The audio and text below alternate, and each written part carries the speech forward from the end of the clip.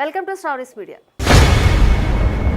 తన రాజకీయ పార్టీకి టీఆర్ఎస్ అనే పేరు కోసం కల్వకుంట్ల కవిత తీవ్రంగా ప్రయత్నం చేస్తున్నారు. తెలంగాణ రక్షణ సేన పార్టీ రిజిస్ట్రేషన్ను తక్షణమే ఆమోదించి గుర్తింపు ఇవ్వాలని పార్టీ అధ్యక్షురాలు కల్వకుంట్ల కవిత ప్రధాన కార్యదర్శి అనిల్ కుమార్ కేంద్ర ఎన్నికల సంఘాన్ని కోరారు. ఢిల్లీ హైకోర్టు ఆదేశాల మేరకు ఈసీకి సుదీర్ఘ లేఖ పంపారు. తమ పార్టీపై వచ్చిన 1000 అభ్యంతరాల కాపీలను అందజేయాలని ఈసీని డిమాండ్ చేశారు. తెలంగాణ రక్షణ సేన పార్టీ రిజిస్ట్రేషన్ను తక్షణమే ఆమోదించి గుర్తింపు ఇవ్వాలని పార్టీ అధ్యక్షురాలు కవిత కేంద్ర ఎన్నికల సంఘాన్ని కోరారు. ఢిల్లీ హైకోర్టు ఆదేశాల మేరకు కేంద్ర ఎన్నికల సంఘానికి సుదీర్ఘ లేఖ ద్వారా బదులు ఇచ్చారు. దేశంలో ఒకే రకమైన పేర్లతో వందలాది పార్టీలు ఉన్నప్పుడు తమ పార్టీ విషయంలోనే అభ్యంతరాలు వ్యక్తం చేయడం సరికాదన్నారు కవిత.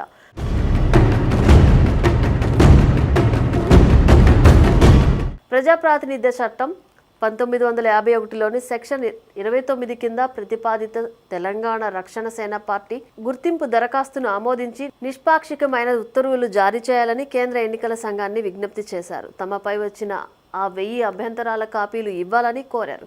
తమ పార్టీ రిజిస్ట్రేషన్పై సుమారు 1000 అభ్యంతరాలు వచ్చాయని జూన్ 23న ఎన్నికల సంఘం లేఖ రాసిందని, అయితే వాటిలో ఒక్క కాపీని కూడా ఇంతవరకు తమకు పంపలేదని ప్రధాన కార్యదర్శి అనిల్ కుమార్ పేర్కొన్నారు. అసలు అభ్యంతరాలు ఎవరు వ్యక్తం చేశారు, అందులో ఏముందో మాకు తెలియకుండా మేము సమాధానం ఎలా చెప్పగలం? తెలంగాణలో 3.5 కోట్ల జనాభా ఉంటే కేవలం 1000 అభ్యంతరాలను చూపించి రిజిస్ట్రేషన్ ఆపడం ఎంతవరకు సమంజసం అని వ్యాఖ్యానించారు. ఢిల్లీ హైకోర్టు ఆదేశాల ప్రకారం ఈసీ ముందు వ్యక్తిగత విచారణకు హాజరయ్యే ముందే ఆ అభ్యంతరాల కాపీలన్నీ అందజేయాలని లేఖలో డిమాండ్ చేశారు.